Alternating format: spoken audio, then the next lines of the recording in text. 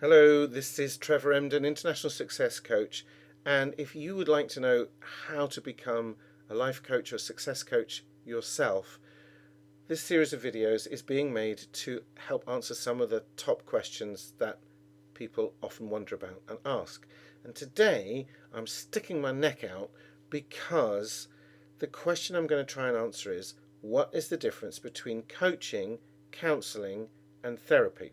Now, I'm sticking my neck out because if there are counsellors and therapists watching, they're not going to agree with me. They won't even agree with each other. So, with that caveat, let me just say this.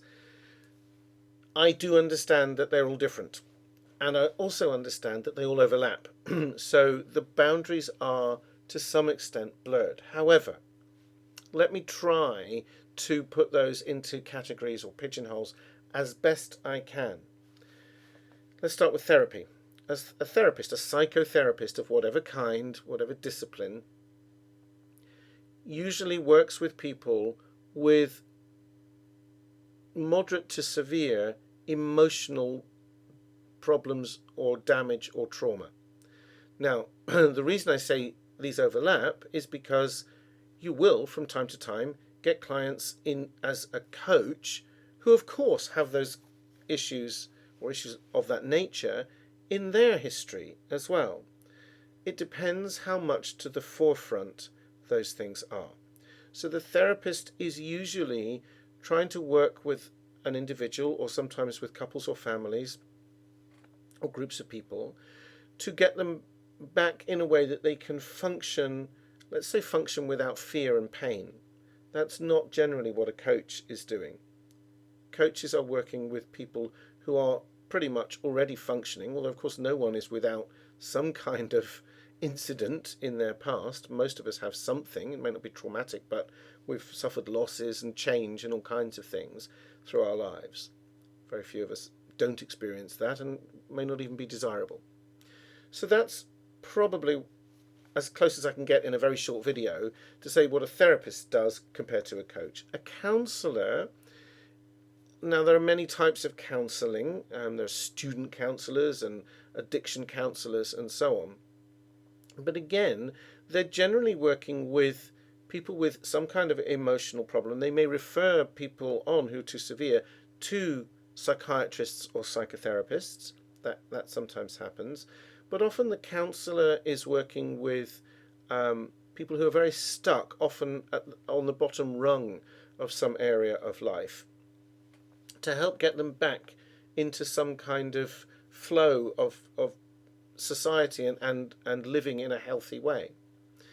So that's, in a very, very small nutshell, what counsellors do. Coaches take people who are, as I said already, functioning at a reasonably high level in most areas of their life, but feel stuck and that they can't achieve a goal or set of goals in some area.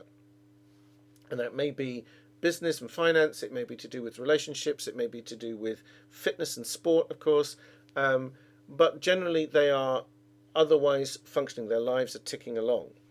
Whatever else may or may not be going on beneath the surface usually is not brought to the attention of a coach. The skills, however, do overlap to some degree. You're still bringing about change. The techniques don't so much. They do a bit, but they don't so much. Coaching is probably the one where you need the least defined skills, because you're working with high functioning people. So you can have day-to-day conversations with them, give them your wisdom.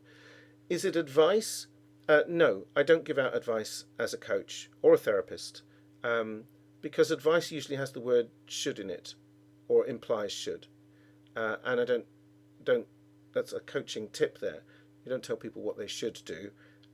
You offer people options, and then let them find the one that, when they weigh it up, feels right to them. But we're getting into some deeper stuff there. So I hope that helps. You're not being a therapist or a counsellor if you choose to become a coach. I hope that makes sense. Hey, this is Trevor Emdon, just popping in before you go. Thanks for watching that video. Now, before you enroll in any life coaching training program, there are some questions you should ask. You need to know, how do you pick the right coaching training for you?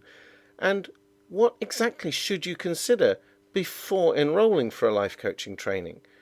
Now, I've put together a list of questions that I think you should ask, including the questions they'd probably rather you didn't ask.